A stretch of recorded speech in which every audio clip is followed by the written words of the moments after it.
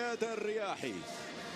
بالمقابل اختيارات جوليان شوفالييه، يبدا بفولي في حراسه المرمى، زوزو 26، اتي توغولي 25، كوفي رقم 11، يابري رقم 2، دياكيتي 35، ديارا سوبا رقم 10، مايغا 13، يوسف رقم 14، دوسو رقم 32، وايكوا رقم المجموعات 3-1 للاسيك في لابيجون، بينما 1-0 في الملعب البلدي للبراكنا.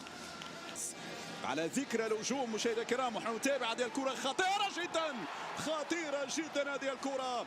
الانذار للاصفر سيك في اول تسديدة من الايفواريين، التسديدة كادت غالت منير المحمدي. نردوا البال يا شباب في كرات مثل هذه، شوف كيف مر بثقة كبيرة جدا. التسديدة عن طريق نتكلم عن مشاركة في دوري الابطال الموسم القادم، اول مرة في التاريخ نادت بركان سيكون حاضر في الشامبيونز.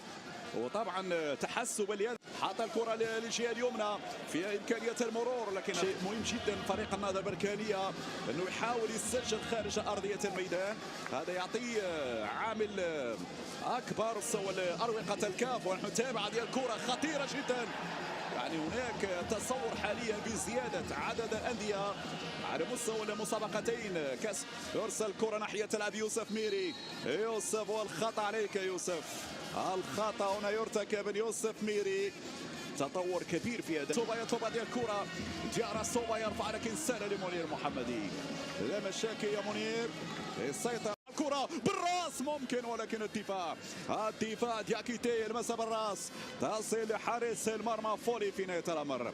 هذه اول مناوره هجوميه لي، والمتوج كان هو فريق سان بيدرو.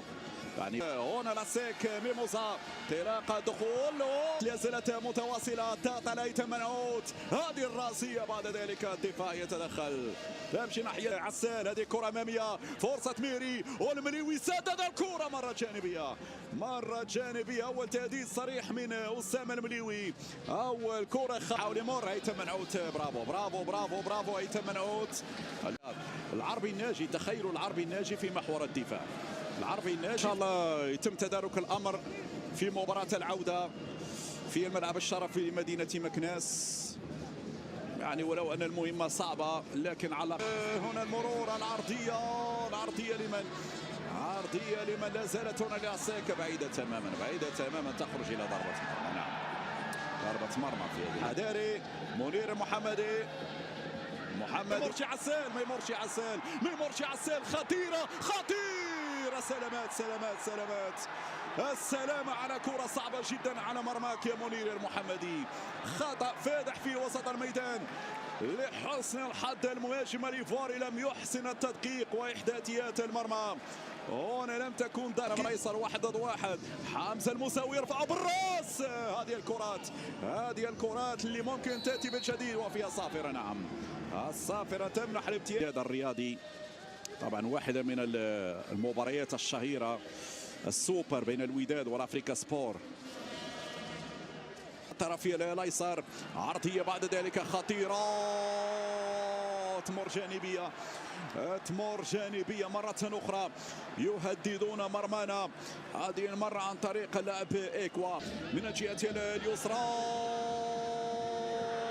في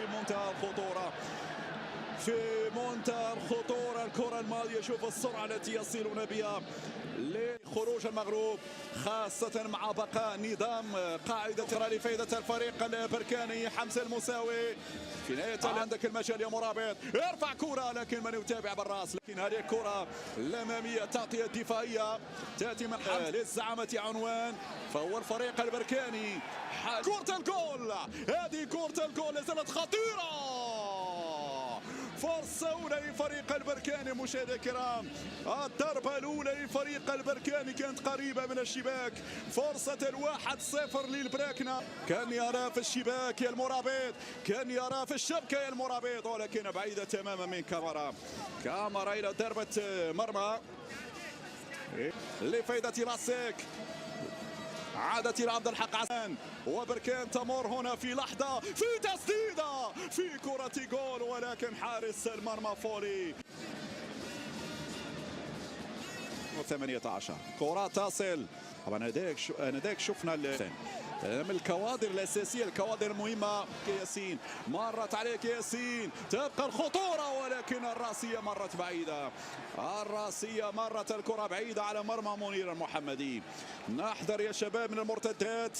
لاسيك كان ينتظر في مناطقه في ركنيه، ولكن لما ضاعت الكره يتحول الى 17 سنه سيدات. هذه الكره خطيره وفرصه الهدف. نعم، هدف اول، هديه من لاسيك، هديه من لاسيك. شكرا على الهديه. البراكنه يسجلون، البراكنه يصلون، الزعماء نعم حاضرون. زعيم الدوري المغربي هنا يعلنها: نحن اصحاب الزعامه في هذه المباراه، ونحن قادمون وماضون من اجل لقب سارد في الكونفدراليه الافريقيه. شكرا على الهديه يا لاسيك، شكرا على الهديه يا لاسيك. غلطه. فرصه الثاني، فرصه الثاني، فرصه الثاني.